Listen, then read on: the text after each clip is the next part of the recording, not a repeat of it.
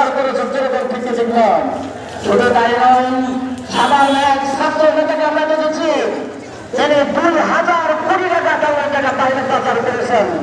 এতে বাংলাদেশের তেমন রিজার্ভ শূন্যের খাতা নিয়ে আসছে, বাংলাদেশের রিজার্ভ শূন্যের খাতে তারা দুর্নীতি করে দিয়ে আসছে যেরকম থেকে দেখলাম। এতে আসুন এই দুর্নীতি বন্ধে আর ক্ষমতা বসানো যায় না যেরকম থেকে দেখলাম। এতে আমাদের দায়িত্বের পরিবর্তন আবেদন করতে হবে।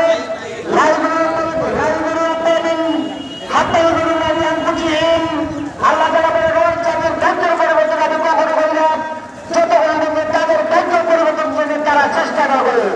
অতএব আমাদের দায়িত্ব আমাদেরকে পরিবর্তন করতে হবে।